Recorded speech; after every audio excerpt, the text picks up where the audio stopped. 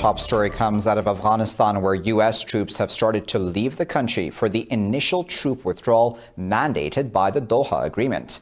Under the deal, the U.S. will cut the number of forces in the country to 8,600 from the current 13,000. The U.S. forces in Afghanistan spokesperson said Washington has begun its conditions-based reduction of forces to 8,600 over 135 days. Colonel Sorny Leggett says the step is being taken in accordance with the U.S.-Afghanistan Declaration and U.S.-Taliban agreement. He said the U.S. forces maintain all military means and authority to accomplish its objectives, including anti-ISIS and anti-Al-Qaeda operations. Well, the U.S. has denounced the parallel governments in Afghanistan after former Chief Executive Abdullah swore himself in as president in opposition to Ashraf Ghani. Last month, the Election Commission declared Ghani the winner in the presidential election, but Abdullah rejected the results. In a tweet, U.S. Secretary of State Mike Pompeo said Washington strongly opposes any use of force to resolve political differences. Pompeo said all disagreements must be solved through amicable means. The Secretary of State said prioritizing an inclusive government is paramount for peace and the future of Afghanistan. U.S. Special Envoy Zalmay Khalilzad has said he will continue to talk to both leaders for an inclusive Afghan government. Khalilzad says both Ghani and Abdullah have said they are open to negotiations to end the political crisis and prioritize peace. Afghan President Ashraf Ghani says a mechanism for the release of Taliban prisoners has been finalized. Speaking after taking his oath of office, Ghani said he would issue a presidential decree on the release of prisoners today. The president said today he will also be finalizing his negotiating team for peace talks with the Taliban. The release of up to 5,000 Taliban prisoners is part of the Doha Peace Accord. It is expected to open the way for intra-Afghan negotiations. In other news coming out of India, activists and civil rights bodies in Assam have held a massive rally against the controversial Citizenship Act on Holi. 83 people, mostly Muslims, have been killed in countrywide demonstrations against the law since December 11th. Thousands of civilians carried fire torches in a night rally and burnt a symbolic effigy of the new citizenship law. Women in Delhi also held a rally against the law, demanding its immediate withdrawal. Meanwhile, the all-women sit-in at Shaheen Bagh and Mumbai Bagh continued, despite pressure by police and the BJP government. The Indian government has faced strong opposition at both domestic and international fronts over this new law. Now, despite the High Court's orders in India, the Uttar Pradesh government has refused to remove name and shame posters. State police have put up billboards with identification of Anti-Citizenship Act protesters in Lucknow and plans to do the same now in Meerut. The UP government says it is examining court orders and evaluating the grounds on which they are being issued. Declaring the posters a violation of a right to privacy, the court has directed the BJP-ruled state to remove the banners immediately. Meanwhile, the family of a Kashmiri couple arrested by Indian police said they have been arrested merely for being Muslims. The family said the couple has no link to Citizenship Act demonstrations and protesters. The couple has been charged with sedition, allegedly for instigating demonstrators against the act. Also in India, opposition parties have demanded the immediate release of all detainees, including 3 former chief ministers in occupied Kashmir. In a joint statement, they said the detentions are a violation of fundamental rights guaranteed by the Indian Constitution. They said the BJP government is taking coercive actions to stifle dissent in India and occupied Kashmir. The statement said there are growing assaults on fundamental rights and civil liberties of Indians. It described the curfew in occupied Kashmir as an attack on the constitution and dignity of millions of Muslims.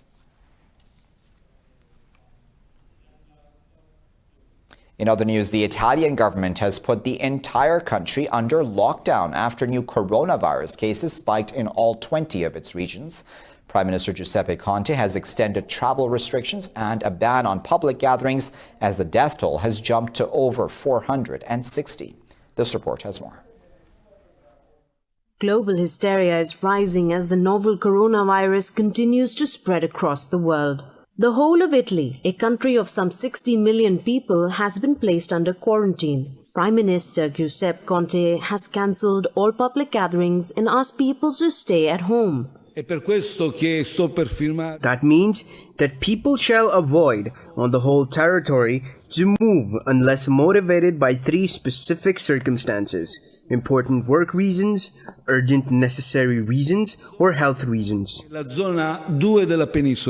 Meanwhile, Chinese President Xi Jinping visited Wuhan, the epicenter of the coronavirus outbreak. This is his first visit to the city since the epidemic began last year. The UN has warned that the outbreak is threatening to become a global pandemic and can cost the world economy up to $2 trillion. Now that the virus has a foothold in so many countries, the threat of a pandemic has become very real. But it would be the first pandemic in history that could be controlled. The bottom line is, we're not at the mercy of the virus. In the US, incoming White House Chief of Staff Mark Meadows has self-quarantined, saying he might have come into contact with an infected person. Elsewhere, Mongolia has barred anyone from entering or leaving its cities for 6 days after reporting its first case of coronavirus. Turkish President Tayyip Erdogan has called for stronger support from his NATO allies on the crisis in Syria. In a joint press conference in Brussels with NATO's Secretary General Jens Stoltenberg, Erdogan said Ankara needs more assistance to defend its borders. This report has the details. Turkish President Tayyip Erdogan flew to Brussels to ask for Europe's financial, political, and military help in talks with the EU and NATO leaders. The European blocs have asked Ankara to stop pushing migrants to the Greek border and work in mutual agreement. Today's discussion focused on mapping the areas on which we can work, both in the EU's interest and in Turkey's interest. And indeed, as you said, a lot goes back to the EU-Turkey statement of 2016, which remains valid, and we discuss today how to implement the missing pieces. But the Turkish president accused Greece of misleading the European bloc to exploit the current situation. It is beyond reason and understanding that an ally and a neighboring country points towards Turkey as the one responsible for the wave of irregular migration.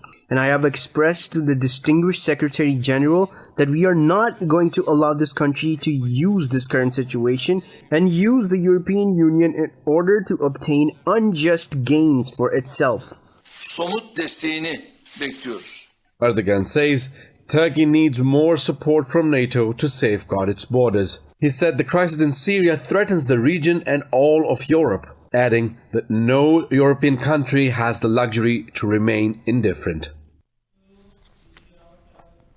Meanwhile, Turkey says it has killed 36 militants of the Kurdistan Workers' Party in northern Syria and Iraq. The Defense Ministry says the militants died in Operation Peace Spring and Euphrates Shield. The ministry said the army killed 18 PKK fighters attempting to infiltrate northern Syrian territories. It said 13 others were killed in an operation in Tel Rafat. The ministry said 5 militants were killed in military operations backed by air power in Iraq's Kandil region. Ankara identifies the PKK group as terrorists and holds them responsible for the deaths of some 40,000 people in a 30-year-old conflict. A Dutch court has ruled that the trial of 4 suspects in the 2014 shooting down of Malaysia Airlines flight MH17 can go ahead. None of the suspects were present at the court, so will be tried in absentia. The chief judge, Hendrik Stenhuis, said the court understands the impact of the loss of so many lives in such an inconceivable manner. The trial will examine whether the men were responsible for destroying the airplane over war-torn eastern Ukraine nearly 6 years ago. Prosecutors say the suspects face preliminary charges of the murder of 298 people and causing the aircraft to crash, killing everyone on board. Previous attempts to set up a UN-backed tribunal failed because of Russian opposition. Russia's parliament will vote today on President Vladimir Putin's controversial constitutional amendments. The Kremlin says Putin hopes the amendments will secure the country's political future for decades. In January, Putin began a political storm by proposing changes to the constitution while removing loyal ally Dmitry Medvedev as prime minister. If passed by parliament, this will be the first major change in Russia's basic law since 1993. Putin is due to step down after his 20-plus-year rule in 2024. The amendments will allow the Russian president to contest another term. The opposition, including prominent leader Alexei Navalny, have criticized the proposals, warning Putin wants to remain leader for life. France says Commander Khalifa Haftar is ready to sign a ceasefire deal with Libya's internationally recognized government. The announcement came after the Libyan warlord met President Emmanuel Macron. A statement from the French presidency said Haftar told Macron his commitment will end if government forces ignore the truce. Libya has been in crisis ever since Commander Khalifa Haftar attacked Tripoli last April.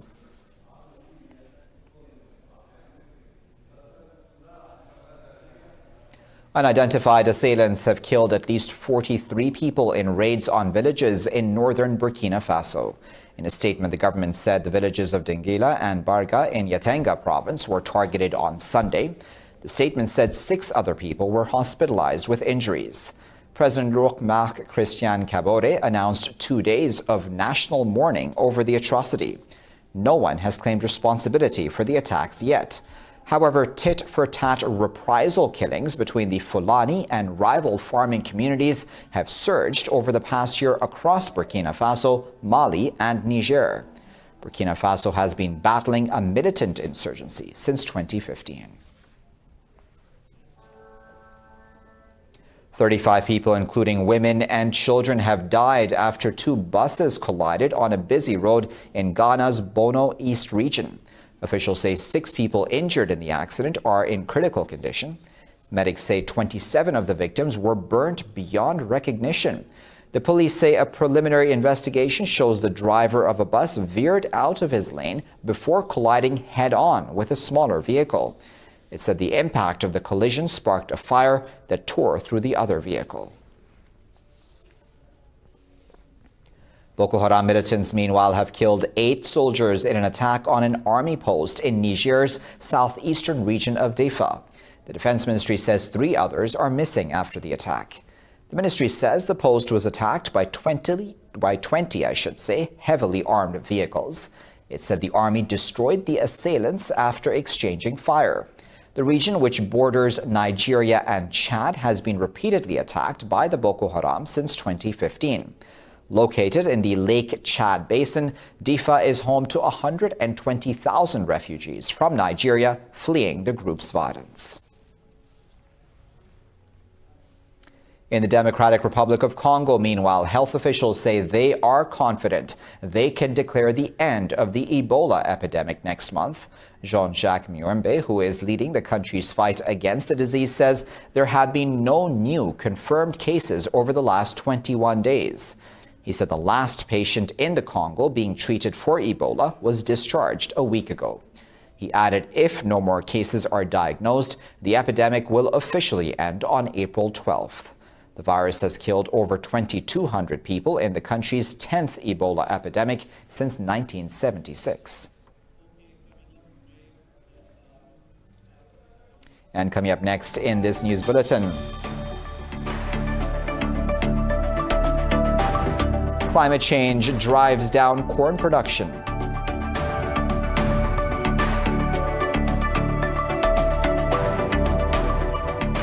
And Pakistani Hindus celebrate the Festival of Colors.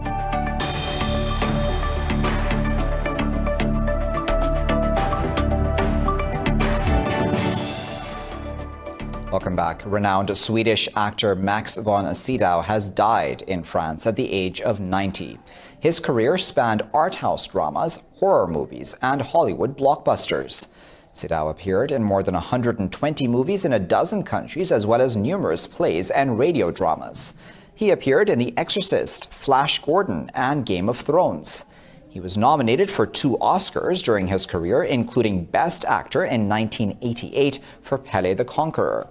He was working until well into his 80s, appearing in Star Wars The Force Awakens, which came out in 2015. In Mexico, meanwhile, climate change and water scarcity are forcing farmers to abandon traditional staples like corn in favor of more viable options. Others, though, are giving up farming altogether, selling their fields and leaving their ancestral homelands. More on that now in this report. Corn has been a symbol of Mexican pride for centuries and formed the backbone of the civilization that gave rise to this country. But its future is now in doubt as climate change and endless droughts transform the Mexican landscape. We didn't get the rain that was supposed to fall in June, July, August or September. And that's what we see now. The maize didn't grow because there was no water. In Puebla State, which is known as the Mexican cradle of corn, cultivation has plummeted by 18%.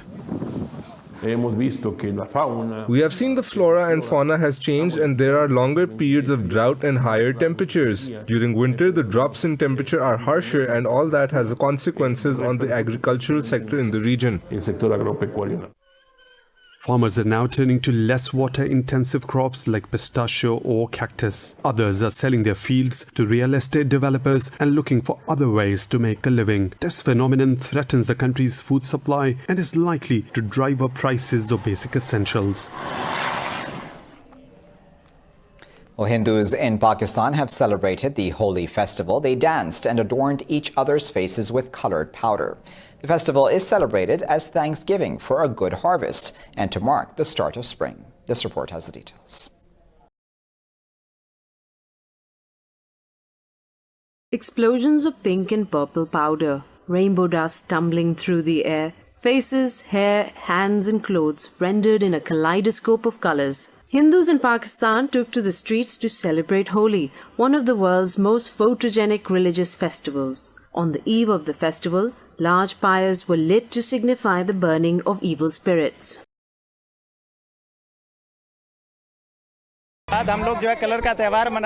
We celebrate this festival of colors so that the lives of all of us are filled with happiness and joy, and life must go on. The concept of Holi is victory of good over evil and bringing joyfulness in human lives.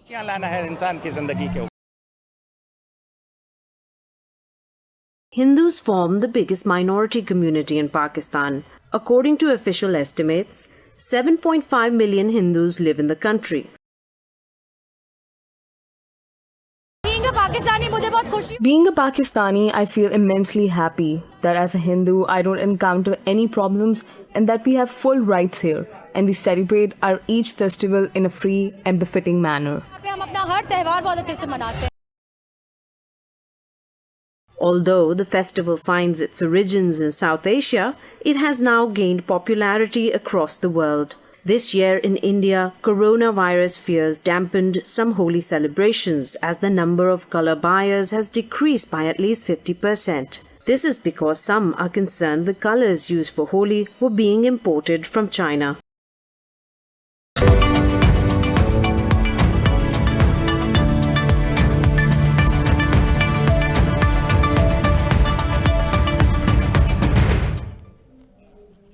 In the U.S., the Dow Jones has sunk over 2,000 points, tanking nearly 8% of its value on its worst day since the 2008 financial crisis. The S&P 500 and NASDAQ have fallen over 7% when an oil price war sent investors scrambling out of stocks. That plunge forced a temporary halt to trading caused by an automatic circuit breaker safety mechanism that kicked in to prevent a free fall. Asian markets, meanwhile, have edged higher, partially recovering yesterday's losses as investors hope for stimulus measures from global banks. Hong Kong's Hang Seng is trading over 1.5% higher as shares of the Chinese tech giant Tencent and Alibaba rose nearly 3% each. The Shanghai Composite has gained nearly 1.5%. The Nikkei 225 and Seoul's Kospi have each struggled to gain ground. International Brent crude price has recovered 8.5% after yesterday's record tumble. The U.S. Treasury Secretary Steve Mnuchin says Washington will do everything possible to deal with the extraordinary market drop. And we just had a meeting with the president and the economic team. The president is committed that whatever support we need to provide to the U.S. economy, we will use all our tools, working very closely with the regulators. The president has the bank CEOs coming in this week. We'll be talking to them about what they can do to help small businesses and companies that are impacted.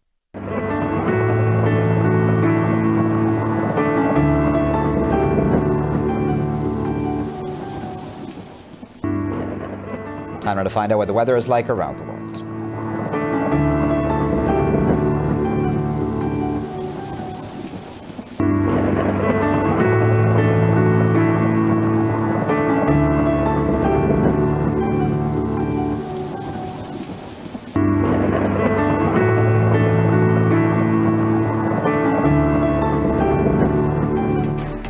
There you have it. You're all caught up. Thank you for watching this bulletin here on Indus News. Of course, for the latest updates, you can always follow us on our social media at Indus.News.